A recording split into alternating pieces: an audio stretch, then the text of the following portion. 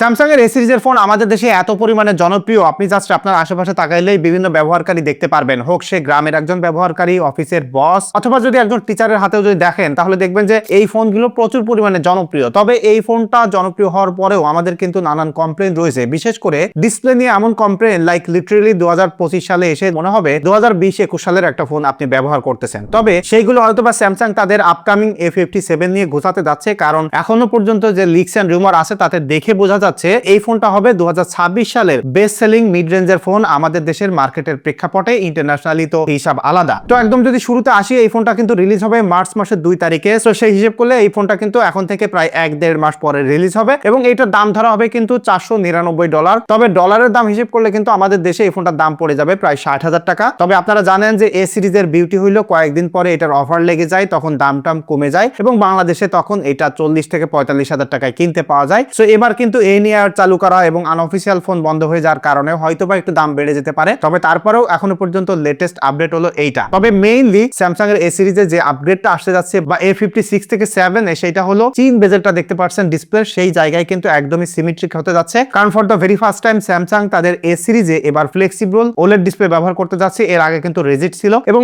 আরো leaks and rumour আসছে যে স্যামসাং কিন্তু শুধুমাত্র তারা নিজেরাই এই ফোনের জন্য ডিসপ্লে বানাবে না, কারণ তাদের অন্যান্য প্রেসারের কারণে TCL এর থেকেও কিন্তু ডিসপ্লে নিচ্ছে। অর্থাৎ তাদের এ সিরিজে এবার TCL এবং স্যামসাং এর ফ্লেক্সিবল ওলেড ডিসপ্লে দেখতে পারবো। সো স্যামসাং এর এ সিরিজের যে মেইন কমপ্লেন সিমেট্রিক্যাল চিন বেজেল কিন্তু আমরা দেখতে পারবো এবং এখানে আরো একটু সুসংবাদ আছে, তাদের যে এফি সিরিজ সেখানেও কিন্তু সিমিলার ব্যাপার আমরা দেখতে পারবো। সো ওভারঅল মিলিয়ে এখানে একটা বড়সড় আপগ্রেড। তবে সেকেন্ড বিগেস্ট আপগ্রেড আসতে যাচ্ছে এটার ক্যামেরাতে। ক্যামেরার আপগ্রেডটা দেখলে বা শুনলে আপনার কাছে মনে হবে যে খুব বেশি না, মানে কোয়াইট একটা আপগ্রেড, বাট এটার ইম্প্যাক্টটা ইউজারদের কাছে অনেক বড় হবে। বিশেষ করে তাদের যে 50 মেগাপিক্সেলের স্যামসাং এর সেন্সর ছিল সেটা কিন্তু এবার আপগ্রেড হয়ে যাচ্ছে সনির IMX906 সেন্সরের মাধ্যমে। এই সেন্সরটাও 50 মেগাপিক্সেলের, তবে এখানে আমরা better dynamic range, natural colour এবং লো লাইটে বেটার পারফরমেন্স পেয়ে যাব। এবং তাদের যে আলট্রা ওয়াইড সেন্সর ছিল স্যামসাং এর 12 মেগাপিক্সেলের, সেটাকেও রিপ্লেস করে এবার 13 মেগাপিক্সেলের একটা আইসোসেল সেন্সর ব্যবহার করবে। তো এই সেন্সরটা আরো বেশি wider field of view provide করবে এবং ডিটেইলটাও আরো একটু বেটার হবে। আর সেলফি ক্যামেরাটা কিন্তু সেম 12 মেগাপিক্সেল থাকছে।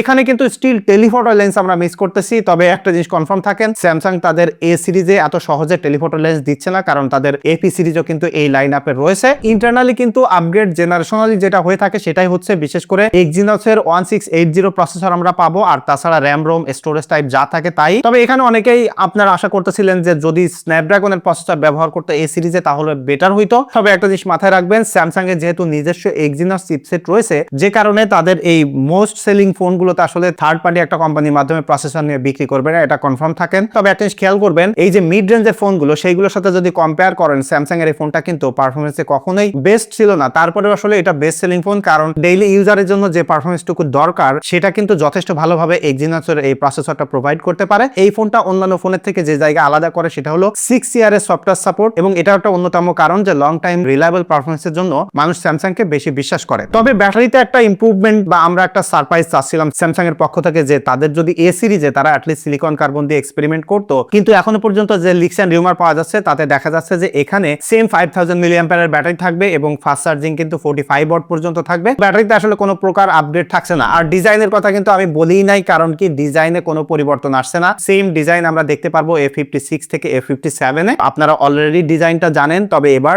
A56 কে সারপাস করে A57 হবে 2026 সালে বেস্ট সেলিং একটা মিড রেঞ্জের স্মার্টফোন আমাদের দেশের মার্কেটের বিবেচনায়। তবে এখন দেখার বিষয় হলো আমাদের দেশে অফিসিয়ালি এটার দাম কত হয়। অবশ্যই আপনি একটু কমেন্ট করে জানাবেন A57 নিয়ে আপনার এক্সাইটমেন্ট কেমন বা অফিসিয়াল মার্কেটে কেমন দাম হতে পারে, আপনার ধারণা কি। এই ছিল আজকের ভিডিও, দেখা হচ্ছে পরবর্তী ভিডিওতে। ধন্যবাদ সবাইকে।